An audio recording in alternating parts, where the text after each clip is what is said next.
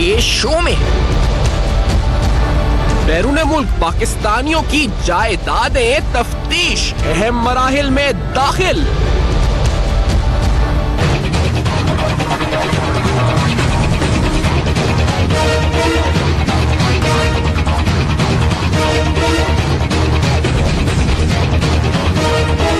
सालाना 10 अरब डॉलर्स की money laundering, रोकथाम के लिए इक़दामात क्या?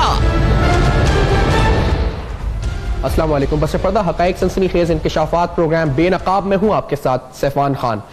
FIA की तरफ से तफ्तीश और इससे पहले नैब का भी एक नोटिस था। एग्जीक्यूटिव बोर्ड मीटिंग में नैब के इजलास में फैसला हुआ था कि वो पाकिस्तानीज और ओवरसीज पाकिस्तानीज और इन्वेस्टर्स उनके खिलाफ मुबैना तौर पर गैर कानूनी तरीके से रकम पाकिस्तान से बैरून मुल्क मुंतकिल करने के और मनी लॉन्ड्रिंग और दुबई में 1.1 खरब रुपए के गैर कानूनी असासे बनाने के इल्जाम में इंक्वायरी की मंजूरी दी गई थी। एक एग्जीक्यूटिव बोर्ड मीटिंग में नैब के ये अहम फैसला हुआ था। इसके अलावा सुप्रीम कोर्ट के सुमोटो केस में FIA की तरफ से जो मुख्तलिफ इंटरिम रिपोर्ट सबमिट की गई, जिसमें से एक रिपोर्ट जो आप इस वक्त स्क्रीन पर देख रहे हैं ये 9/10/2018 की है, जिसके मुताबिक 895 टोटल जो नंबर्स थे उसमें से 253 ऐसे एफिडेविट्स थे जो अवेटेड थे, यानी इस वक्त कहा गया था कि उनका जवाब नहीं आया, और उसमें से कहा गया था कि 126 ऐसे हैं उस 253 में से जिनको नोटिसेस सर्व कर दिए गए हैं, और ऐसे अनआइडेंटिफाइड 93 लोग थे। और उसके बाद लेटेस्ट हमने देखा था कि 35 पॉलिटिशियंस, उनके एसोसिएट्स, जिनके बारे में कहा गया जी कि उनकी प्रॉपर्टीज हैं दुबई में,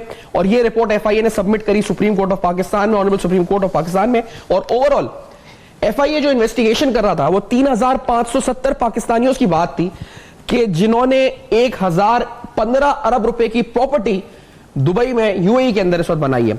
इस अहम तरीन मामले में जो प्राइम मिनिस्टर साहब के स्पेशल असिस्टेंट हैं ऑन करप्शन, ऑन अकाउंटेबिलिटी, उनकी तरफ से एक अहम स्टेटमेंट सामने आई थी कुछ दिन कबल, और उस स्टेटमेंट में उन्होंने कुछ अहम डेवलपमेंट्स और पेशरफ्त की बात भी करी थी। और ये बड़ा अहम मामला है, बड़ा नाजुक और अहम मामला है, इसका ताल्लुक पाकिस्तान से जाने वाले सरमाए से है। तो उन्होंने कहा क्या था, लेट्स हियर दिस फर्स्ट। जो सबसे बड़ी कामयाबी हमें अभी तक हासिल हुई है वो बैरून मुल्क जितने एसेट्स की डिटेल्स हैं वो एक बड़ी तादाद में, जिसकी मैं एक छोटी सी मिसाल देता हूं, तकरीबन 10,000 से जायद प्रॉपर्टीज की जो तफसीलात हैं, सिर्फ प्रॉपर्टीज की तफसीलात, जो कि 2 मुल्कों में UAE और UK। इस अहम तरीन मामले के ऊपर पेशरफ्त लेटेस्ट क्या है, FIA कहां तक पहुंची है, मेरे साथ सीनियर सहाफी जाहिद गिशकोरी साहब इस वक्त मौजूद हैं, जो कि इस स्टोरी को इन डेप्थ, इसके जो भी इन आउट्स है समझ रहे हैं। बिन मोहम्मद अली खान साहब एक इन्वेस्टमेंट बैंकर हैं, लाहौर से हमें ज्वाइन कर रहे हैं। आप दोनों का बहुत शुक्रिया मोहतरम शख्सियात का, आपने ज्वाइन किया है। गिशकोरी साहब, क्या लेटेस्ट क्या है इस वक्त है इस डे में, और ये जो 20 लोग थे और उसके बाद जिस तरह से ये मामला बढ़ा है, FIA का कन्विक्शन रेट सामने रखते हुए, FIA की अपनी कारकर्दगी सामने रखते हुए, कितना पुरुमीद हमें होना चाहिए कि ये मामला मंतकी अंजाम तक पहुंचेगा? जाहिद गिशकोरी साहब। खान साहब, थैंक यू वेरी मच। आपस की बात है कि मैं इससे कोई पुरुमीद ज्यादा नहीं हूं कि ये कोई पाकिस्तान को कोई खास कामयाबी होगी। इससे काफी लोग जो हैं जिन्होंने यहाँ से पाकिस्तान से मनी लॉन्डर करके या किसी ना किसी तरीके से बाहर पैसा भेजा है और उनको वापस किया जाएगा, या फिर अभी जिस तरह आपने प्राइम मिनिस्टर के एडवाइजर का स्टेटमेंट सुनवाया है जिसमें वो 10,000 प्रॉपर्टीज की बात करें UK और UAE में, उनको डेटा और रिकॉर्ड सारा मिल गया है। अब मसला पाकिस्तान के लिए ये है कि पाकिस्तान इस वक्त 6 से 7 कवानीन के तहत चाहता है कि इन एसेट्स की इन्वेस्टिगेशन की जाए। ज़रूरी नहीं है कि इसमें तमाम जो हैं वो गैर कानूनी तौर पर खरीदे गए हैं। ऐसे चंद नाम हैं, जिस तरह मैं बताता हूँ आपको, फेडरल इन्वेस्टिगेशन एजेंसी जो कि 3550 लोगों की इन्वेस्टिगेशन कर रही है दुबई में, जिनकी प्रॉपर्टीज हैं और पाकिस्तानी नेशनल हैं, उन्होंने फिर इस जो दायरा कार है इन्वेस्टिगेशन का, उसको फोकस करके 895 लोग हैं उस पर फोकस रखा है। तो उनकी इन्वेस्टिगेशन के मुताबिक जो मौजूदा कानून है, SGR, FIA, NAB, security exchange commission of Pakistan और स्टेट बैंक ऑफ पाकिस्तान, वो शायद उनके लिए तकरीबन नामुमकिन है प्रोसीड करना इन लोगों के खिलाफ। 895 में से 374 लोग एमनेस्टी से फायदा उठा चुके हैं, मेरी इंफॉर्मेशन है, और उनको प्रोब नहीं किया जा सकता अंडर एमनेस्टी लॉ। और उसमें एक बहुत बड़ा जुल्म ये है कि अंडर एमनेस्टी लॉ जो लोग ऑफिस होल्डर रहे हैं, पब्लिक ऑफिस होल्डर, रियासत में उनका रोल रहा है, जिस तरह जस्टिस रिटायर्ड कयूम है, मलिक कयूम, जो कि अटॉर्नी जनरल ऑफ पाकिस्तान भी रहे हैं, लाहौर हाई कोर्ट के जज रहे हैं।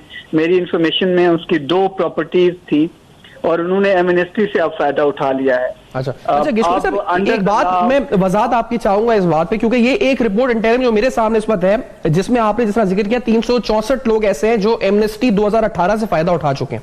अच्छा, इसमें एक ऐसा भी नंबर लिखा है कि एमनेस्टी बाय नैब अक्यूज्ड और फिर डिक्लेयर्ड आउटसाइड एमनेस्टी 200, तो ये टोटल तादाद तो 642 बन जाती है जिन्होंने एफिडेविट सबमिट कर दिए। 72% यानी 894 का बन जाता है जिन्होंने एफिडेविट सबमिट कर दिए, और उनमें से अच्छे खासे लोग जिन्होंने एमनेस्टी में डिक्लेयर किया, जिन्होंने एमनेस्टी में नहीं डिक्लेयर किया। फिर ये नैब अक्यूज क्या है, एमनेस्टी बाय नैब अक्यूज, ये क्या है? ये नंबर अब 374 हो गया। इन्वेस्टिगेशन क्योंकि जारी है तो आगे बढ़ता जा रहा है ये नंबर।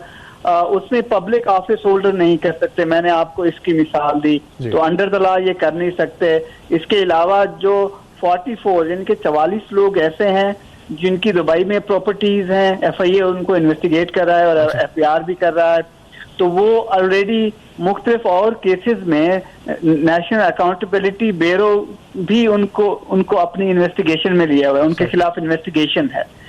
तो ये वो लोग हैं। इसके अलावा जिन लोगों ने नोटिस के रिस्पॉन्ड किया है उनकी तादाद 600 से ज्यादा है। लेकिन खान साहब, बात यह है कि जब अकाउंटेबिलिटी स्टार्ट हुई है टॉप से, तो इसी जो लिस्ट आप दिखा भी रहे हैं, मेरे पास भी वो लिस्ट। अच्छा किशोर साहब, मुझे क्योंकि ब्रेक का कहा जा रहा है तो आपकी बात को यहीं तक हम इस पर शायद महदूद करना होगा, क्योंकि ब्रेक का कहा जा रहा है इस पर। तो किशोरी साहब से आपने सुना, मीर मोहम्मद साथ हैं और हमारे साथ एक पैनल इस्लामाबाद से भी होगा। After this very short break we will be right back, हमारे साथ रहिए।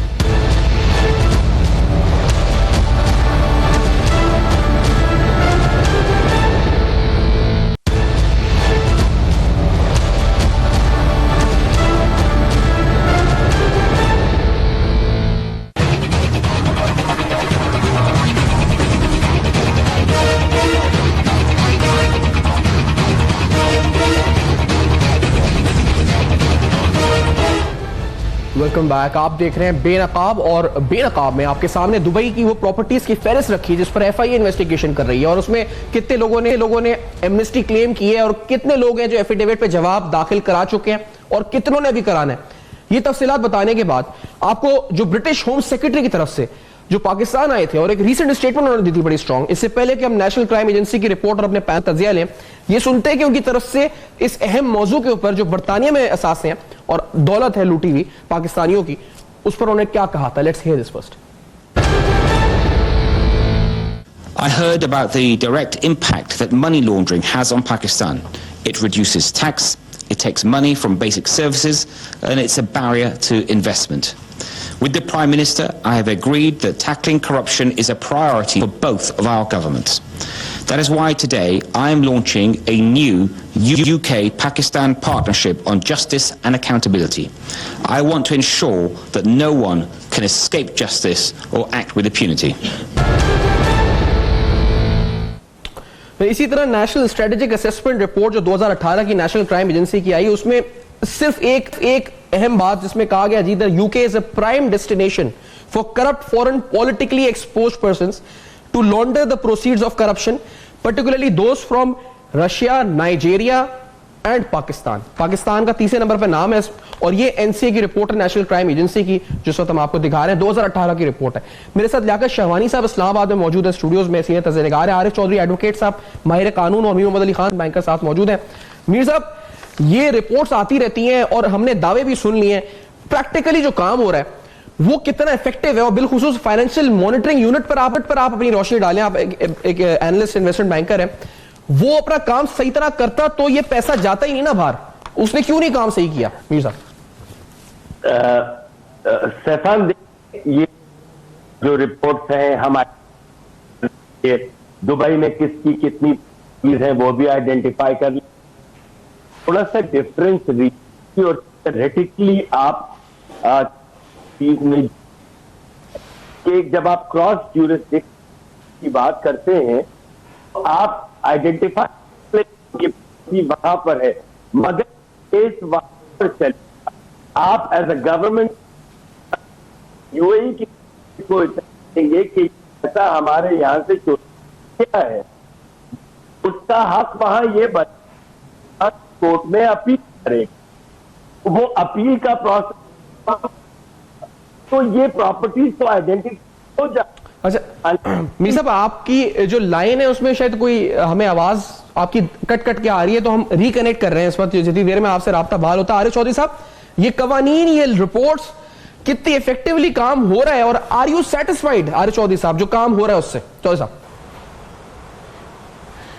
मैं ये समझता हूँ कि आगाज इसे कहना चाहिए, अभी तो आगाज हुआ है, काम अभी शुरू नहीं हुआ। उसकी वजह यह है कि इससे पहले कभी किसी ने इस तरफ तवज्जो ही नहीं दी और ना ये ज़रूरत महसूस की कि हमारा सरमाया पाकिस्तान से बाहर जा रहा है, और जाहिर है कि सरमाया वही जा रहा है जो ब्लैक मनी की सूरत में जा रहा है, और पाकिस्तान की जो रगो रेशे में करप्शन जारी और सारी है, वो उसकी सारी जो फवायद है वो बैरूनी दुनिया में मुंतकिल हो रहे हैं। उस पर यूएई है, उसमें बरतानिया है, यूके है, और अमेरिका में भी लोग गए हैं और देखे गए, और इवन बांग्लादेश में आप देखेंगे, और ये मलेशिया में कहाँ कहाँ पैसा नहीं गया और किस तरह यानी पाकिस्तान को बर्बाद किया गया है। ये पहली दफ़ा हुआ है कि पाकिस्तान जब इस सतह पे पहुंच गया है और एक इलेक्शन हुआ, और इलेक्शन भी बिल्कुल वन पॉइंट एजेंडे पर हुआ, करप्शन पर, और पाकिस्तान का अपना सरमाया जो बाहर जा चुका है उसी पे टोटल इन्हिसार किया जा रहा है। अब पूरी दुनिया से, यानी आप यूँ समझे कि एक अंदाज की मायूसी के बाद अब अपना सरमाया, अपना खून जो है वो आप वापस लाना चाहते हैं, और उससे आप अपनी जो शरियाने हैं उनको तरोताज़ा करना चाहते हैं। तो उस वक्त इस मामले में तवज्जो दी गई है। तो मैं समझता हूँ कि इस हुकूमत को इस बात का क्रेडिट देना चाहिए कि इन्होंने आते ही इस मामले की तरफ तवज्जो दी है। लेकिन अभी ये आगाज़ हुआ है, इसमें हमें प्रॉपर कोविनेट्स करने हैं गवर्नमेंट्स के साथ, यूके गवर्नमेंट के साथ और यूएई गवर्नमेंट के साथ, और इवन बाकी गवर्नमेंट के साथ भी। उसमें फिर बाकी जो यानी एक्सट्रेडिशन ट्रीटीज़ हैं वो भी हमें करने होंगे, क्योंकि हर चीज़ कनेक्टेड है। एक शख्स जो वहाँ जाके प्रॉपर्टी बनाता है तो यकीनन वो वहाँ जाके इमिग्रेशन भी लेता है, और इमिग्रेशन लेने के बाद उसके कुछ राइट्स भी वहाँ हो जाते हैं। तो उन राइट्स की वजह से आप उसे लाने में आपको दुश्वारियाँ पेश आती हैं। तो सबसे पहली बात तो ये है, आपको इन मामलात में एक्सट्रेडिशन ट्रीटीज आपको करने होंगे कि आपके जो ऑफेंडर्स हैं, जिनके खिलाफ आप ये साबित कर सके कि इस तरह के केसेस हैं करप्शन के और वो पैसा लेकर बाहर गए हैं, उनके खिलाफ आपकी जो डिक्रीज है वो वहाँ इम्प्लीमेंट हो, वहाँ इन्फोर्स हो, और वहाँ से उन लोगों को भी आप ला सके और प्रॉपर्टीज भी ला सके। ये काम अभी इसको मैं समझता हूँ ज़्यादा शद्दोमत के साथ और पूरे जोर के साथ करने की ज़रूरत है, और आपको कानूनी टीमें इस मामले में लगानी पड़ेगी जो इंटरनेशनल लॉ से वाकिफ हो, जो आपके इन मामलात में जाकर उनके साथ नेगोशिएशन लोग कर सके, और फिर आप उनके साथ मुआहदात करने के बाद मैं समझता हूँ कि इफेक्टिवली इसे आप चलाएंगे तो ये वो काम है जिसके नतीजे में पाकिस्तान जो है वो उसमें खुशहाली आ सकती है, और आपका सरमाया बाहर से आ सकता है, स्विट्जरलैंड से भी आ सकता है। लेकिन उसमें गवर्नमेंट की विल बड़ी जरूरी है। जो एक एस्टिमेट है इस पर, तो मीर साहब आपसे मेरा राब्ता भी बहाल हुआ है इस पर, इससे पहले कि शामानी साहब की बात भी हमें रोकी थी उस पर। तो ये नेशनल स्ट्रेटेजिक असेसमेंट रिपोर्ट और इसके अलावा एक असेसमेंट है कि 236 अरब रुपए सिर्फ 2016 में 37 ममालिक में पाकिस्तान से लॉन्डर होके गए। मैं आपसे पूछना ही चाह रहा था कि ये फाइनेंशियल मॉनिटरिंग यूनिट्स, ये जो सस्पिशियस ट्रांजैक्शंस होती हैं जिसका काम है रिपोर्ट करना, तो ये उस वक्त क्यों नहीं रिपोर्ट होती, या होती हैं तो एफआईए के पास केस टाइमली नहीं जाता, लैक ऑफ कोऑर्डिनेशन है, ये है क्या माजरा मीर साहब? ये देखिए, लैक ऑफ कोऑर्डिनेशन, थोड़ी विलफुल हाइट है ही चीज। एफएटीएफ हमें बार बार कह के रोज, हम एफएटीएफ की ग्रेड गए किस लिए हैं, अच्छी वजूहात की। अगर हमें ये पता है कि $2.2 बिलियन गया है, ये सब में बड़ी बात ये गया है, अगर चला गया है, भेजा है आपको यहाँ तक 35 ममालिक गया है, तो सब आप यहाँ पकड़े साथ को जिन्होंने भेजा। फाइनेंशियल एक्शन तो अभी आई हुई भी है, हमारी बात जो चल रही है कि ये जो आपके यहाँ तो 90 जब से वो नवाज ने एक्सचेंज के एक्ट की जो चीज निकाली, भी चाहे एक्सचेंज के बाहर भेजे, के बाद तो हमें सही है कि आप पैसे जमा करा। मीर साहब मैं माजरत हूँ फिर दोबारा, क्योंकि ये जो ये कह रहे हैं जी कि आपको बीपर पे फोन पे ट्रांसफर करते हैं, क्योंकि शायद आपकी ऑडियो में इस पर जो है हमें पॉजिटिव प्रॉब्लम आ रहा है और आप बात बड़ी अहम कह रहे हैं, तो इसको टेलीफोन पे हम कोशिश करते हैं स्काइप के बजाय आए। शाबानी साहब, ये 236 बिलियन रुपीस आपकी नजर में क्या इससे बड़ा हजम होगा? और अगर 10 अरब डॉलर साल का जा रहा है तो दिस अमाउंट सो ह्यूज, 10 साल में 100 अरब डॉलर गया, इसका मतलब पाकिस्तान से हम IMF से 7 अरब डॉलर 10 अरब डॉलर मांग रहे हैं, 100 अरब डॉलर मनी लॉन्डर हो चुका है इस मुल्क से। ये क्या हो रहा है आखिर का शवानी साहब? देखिए, ये वही लूटमार का सिलसिला जो माजी से जारी है, आज तक जारी है। आवाम के और सरकार के पैसों को लूट कर उन्हें मनी लॉन्ड्रिंग के जरिए बाहर ममालिक भेजा जाता है। कुछ यहाँ पर जो प्रॉपर्टी है और जो रियल एस्टेट है उसमें कुछ पैसे इन्वेस्ट कर लेते हैं, लेकिन इनको खौफ होता है कि ये पैसे शायद कभी मुस्तकबिल में ये रिवील हों और पकड़े जाएं, तो फिर मनी लॉन्ड्रिंग के जरिए जो है ये पैसे जो है बाहर ममालिक ले जाया जाता है। देखिए सिफान, ये जो मनी लॉन्ड्रिंग है ये माली जराइम की माँ है जी। मनी लॉन्ड्रिंग जितनी आपकी जो मॉनेटरी क्राइम्स है, ये उसका गाइड, गार्ड और गार्डियन है। ये सेफ एवन फराम करती है तमाम लूटी हुई दौलत को, और ये एक मैकेनिज्म है, इसका एक चेन है और एक मशीनरी है। इस मशीनरी में उंडी, अवाला, ये जो जाली बैंक अकाउंट्स आ रहे हैं, फेक अकाउंट्स, बेनामी अकाउंट्स, और ये पैसे जो है हवाले के जरिए अफगानिस्तान के थ्रू, बॉर्डर के थ्रू ये इसी तरह ले जाया जाता है। जुल्म तो ये है, बाहर ममालिक में भी करप्शन होती है। अभी रिसेंट जो एक इंडेक्स छपी थी करप्ट ममालिक की, जिसमें उसको गॉज किया गया था, उसमें सबसे बेहतर पोजीशन यूके की है, जिसमें 82% उनको पॉइंट्स मिले थे। उसके बाद यूएस है। तो 100% किसी एक मुल्क को स्कोर पॉइंट्स तो नहीं मिला, लेकिन यूके में जो करप्शन हुई भी है वो पैसे वापस वहां पर यूनाइटेड किंगडम के स्टॉक्स में ही इन्वेस्ट किए गए हैं, वहां पर ही प्रॉपर्टी खरीदे गए हैं। पाकिस्तान के साथ तो जुल्म यह है कि यहां के हुक्मरान यही पैसे लूटते हैं और यहां पर फिर इन्वेस्ट भी नहीं करते।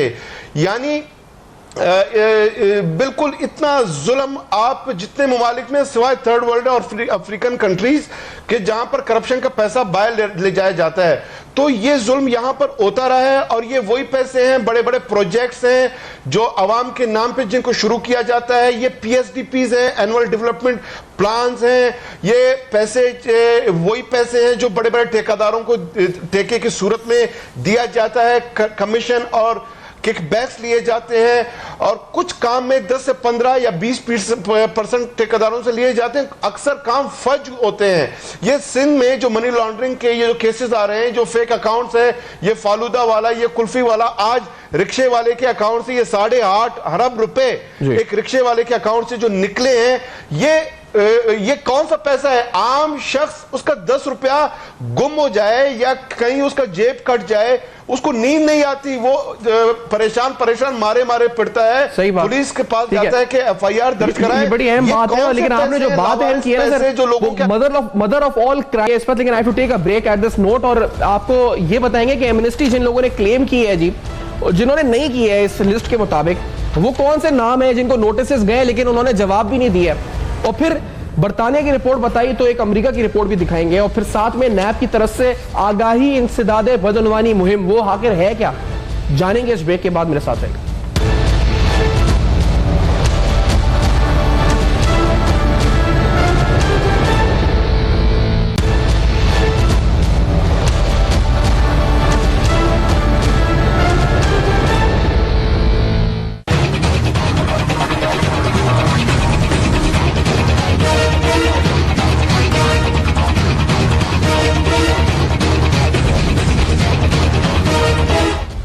Welcome back. आप देख रहे हैं बेनकाब, और बेनकाब में अहम तरीन हकायक आपके सामने रख रहे हैं। जो रिपोर्ट इंटरिम सुप्रीम कोर्ट में जमा हुई ऑनरेबल कोर्ट में, उसके मुताबिक जिन लोगों ने एमनेस्टी क्लेम करी 2018 की, उनकी तादाद 364 है। जो टोटल 895 हैं, उनकी तादाद में से 364 ऐसे थे जिन्होंने एमनेस्टी क्लेम करी, और ये टोटल तादाद जो 3570 की थी, जिसपे FIA इन्वेस्टिगेशन कर रही थी।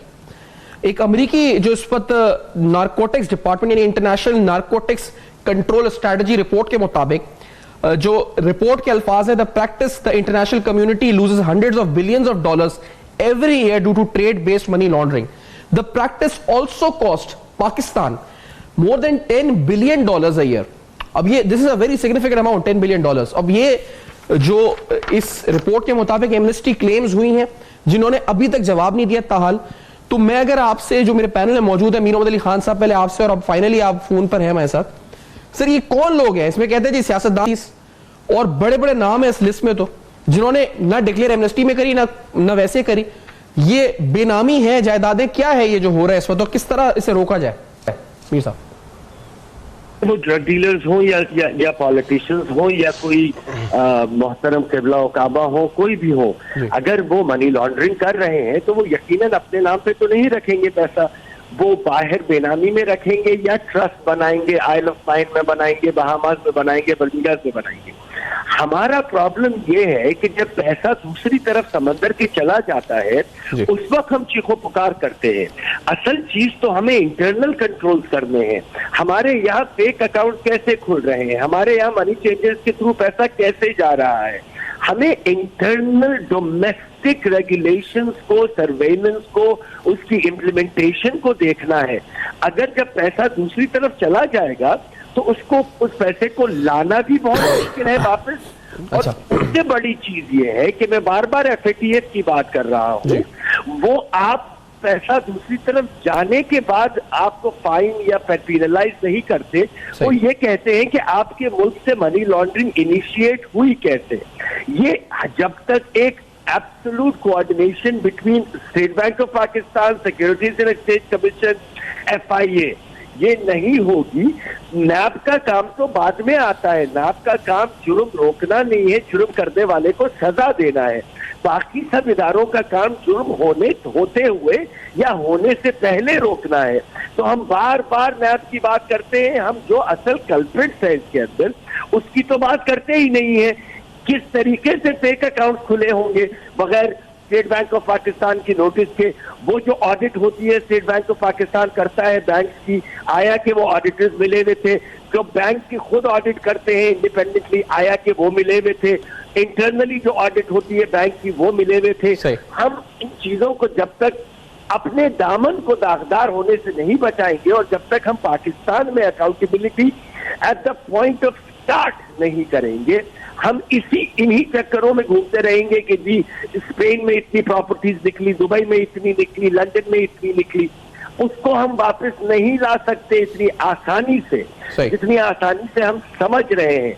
हम जब प्रॉपर्टीज आइडेंटिफाई हो जाती है तो उसके ऊपर बहुत खुश होते हैं कि जी $4 बिलियन की प्रॉपर्टीज आइडेंटिफाई हो गई है। आप मुझे $4 बिलियन की प्रॉपर्टीज वापस ला के दिखा दें। मैंने अपने 28 साल के एक्सपीरियंस में कभी नहीं देखा है कि जितना पैसा आइडेंटिफाई हुआ है किसी मुल्क से चोरी हुआ उतना ही पैसा वापस आ जाए। इसलिए कि जिस मुल्क में वो जा रहा है उस मुल्क की इकोनॉमी का वो हिस्सा बन गया है। वहां पे रूल्स एंड रेगुलेशन ऐसे हैं कि वो उन चोरों को प्रोटेक्ट करते हैं। हम ये ना समझे कि अगर कोई इंग्लैंड से आके ये कह रहा है कि जी अब हमने एक ट्रीटी आपसे कर ली है, सबसे पहले ये पूछा जाए कि आपके पास क्या मैकेनिज्म है कि आपके पास चोरी का पैसा आ रहा है और आप ये पकड़ नहीं रहे हैं, उससे सोर्स नहीं पूछ रहे हैं। ना दुबई वाले सोर्स पूछते हैं, ना इंग्लैंड वाले सोर्स पूछते हैं, ना कहीं से सोर्स पूछते हैं।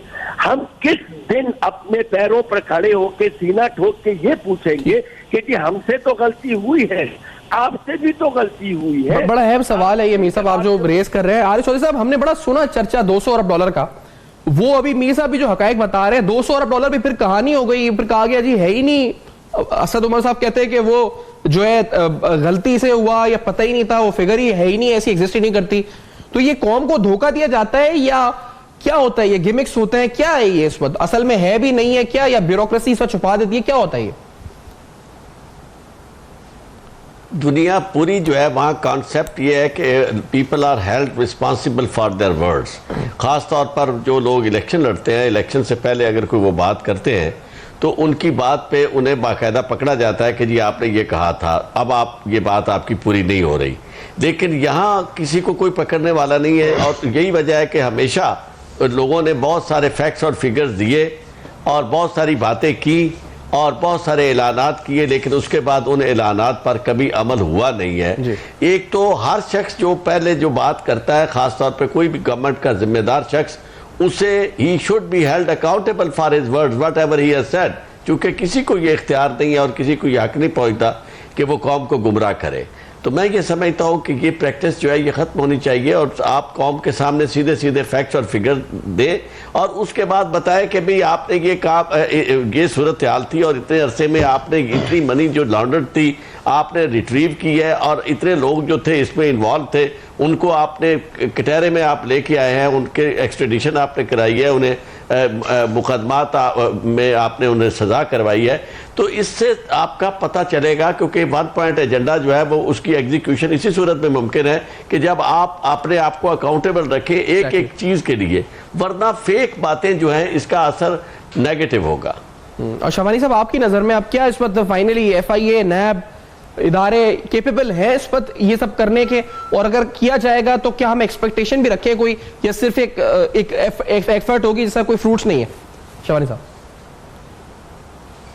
देखिए, कैपेसिटी विल से बढ़ती है। अगर आपका किसी काम करने का नीयत हो तो फिर सलाहियतें और उन सलाहियतों के साथ साथ जो जराए हैं वो मिल ही जाते हैं। हम नाइजीरिया से कमजोर और गरीब मुल्क नहीं है जिन्होंने स्विट्जरलैंड, UK और USA से मजमूई तौर पे $794 मिलियन रिट्रीव किए हैं। हम फिलीपीन से कमजोर मुल्क नहीं है जिन्होंने गुज़िश्ता एक अशरे में $1 अरब अपने फॉरेन बैंक अकाउंट से रिट्रीव किए हैं। हमारे जो सियासतदान हैं वो फिलीपींस के साबिक सदर फर्डिनेंड मार्कोस से ज्यादा ताकतवर नहीं है, जिनके $44 अरब फॉरेन बैंक अकाउंट्स में पड़े हुए थे, और जो उनकी बात उसके बाद जो गवर्नमेंट आई उसकी विल थी और उन्होंने $44 अरब भी रिट्रीव किए। तो ये मुश्किल नहीं है। बुनियादी बात ये है कि ये जो आपने स्विट्जरलैंड के $200 अरब का जिक्र किया, सबसे पहले 2008 में इसाक डार ने ये दावा किया था कि स्विट्जरलैंड में हमारे $200 अरब पड़े हैं। फिर बाद में कुछ ऐसे इंटेलेक्चुअल्स का तबका है पाकिस्तान में, मईशत दानों का, जो फिर कॉलम लिखते हैं, टीवी पे आकर बैठकर मायूसी फैलाते हैं और कहते हैं कि ये पैसे वापस रिट्रीव करना शायद मुश्किल हो, हमारे इस तरह एक्स्ट्राडिशन की ट्रीटीज नहीं है। असल में असद उमर साहब, इमरान खान साहब खुद ये दावा करते रहे कि हमारे अरबों डॉलर बाहर ममालिक मनी लॉन्ड्रिंग के जरिए जाते हैं और वहां पर ट्रैश किए गए हैं, वहां पर पार्क हैं, खसूसन UK, UAE और स्विट्जरलैंड में। और आज असद उमर साहब खुद ये जब बात करते हैं कि हमारे शायद ऐसे कोई पैसे ना हो, ये कोई देवमालाई तस्वुराती बातें हैं, तो असद उमर साहब भी उन्हीं जो दानिश्वर हैं, माहिर मईशत हैं, उन्हीं के सफ़ों में आज शामिल हो गए हैं जो ये मायूसी फैलाते हैं कि हम पैसे नहीं ला सकते। बुनियादी तौर पे ये जो पैसे हैं, जो करप्शन का लूट का माल है, इसमें ब्यूरोक्रेसी है, इसमें सरमायादार है, ठेकेदार है, यहां पर मिनिस्टर हैं, सियासतदान हैं, और इसी के साथ साथ ये सारे पैसे नीचे आप रेवेन्यू डिपार्टमेंट में चले जाएं, असिस्टेंट कमिश्नर से होते हुए पटवारी तक, कस्टम में आप चले जाएं, FBR में चले जाएं और एक्साइज डिपार्टमेंट्स में, ये पैसे नीचे जाके बाबुओं तक पहुंचते हैं। ये सब इसका हिस्सेदार है। इसमें FIA के ऑफिसर्स हैं। ये जो हमारे अक्सर सरकारी मुलाजिमीन डेपुटेशन पे FIA में जाने की जो ख्वाहिश का इजहार करते हैं, ये निगरान जो प्राइम मिनिस्टर थे अजहर खान कोसो, उसने बलूचिस्तान के 100 से ज्यादा ऑफिसर्स को डेपुटेशन पे यहां पर उन्होंने इंडक्ट किया, उसमें मोस्टली जो FIA में थे, और बाद में सुप्रीम कोर्ट ने उनको उन डेपुटेशन को कैंसिल किया। आखिर ये FIA में ऐसा क्या कैरिज्मा है, क्या अट्रैक्शन है कि लोग मरते हैं FIA में आने को, कस्टम में जाने को, बुनियादी ये सारे अहम सवाल हैं मुझे तमाम ब्लैक मनी का। और ये वाइंड अप की तरफ से बढ़ना होगा। आपने इसका निशानदेही करी, समिट बैंक पूरा सिस्टम इस पर है, जो ये ब्यूरोक्रेसी और तमाम लोग मिलकर इस पर ये तमाम सिस्टम चला रहे हैं, जिसमें अनफॉर्चुनेटली आम आदमी का पैसा पिस रहा है। एक आगाही मुहिम नैब की तरफ से जो इंसदादे बदउनवानी आगाही मुहिम है, जाते जाते आपको दिखाते जाएं, क्योंकि एक अच्छा इनिशिएटिव हो सकता है ये। इसे आप प्रिवेंशन ऑफ करप्शन कह सकते हैं, जहां कॉलेजेस में डिक्लेमेशन कॉन्टेस्ट, इसके अलावा debates, poetry contest, singing contest, painting competition, drama competition, ऐसे राइटिंग कंपटीशन, ये नैब कॉलेजेस में जाकर, जहां पर मुख्तलिफ यूनिवर्सिटीज और कॉलेजेस के जो नाम है इसमें नैब कॉम्प्लेक्स में है, जहां पर पंजाब यूनिवर्सिटी के एग्जामिनेशन हॉल में एक इवेंट है, ये कर रहा है। तो एक अच्छा इनिशिएटिव है, आगाही होना जरूरी है। और स्टूडेंट लेवल आगाही अगर हो कि जी करप्शन बुरी चीज है, तो फिर वो बड़े होकर जब कैरियर में आगे आते हैं तो उनको उसका फर्क पता चलता है कि जायज कमाई क्या है और नाजायज कमाई क्या है। वाइंड अप करते हैं, फीडबैक जरूर दीजिएगा, देखते रहिएगा अब तक।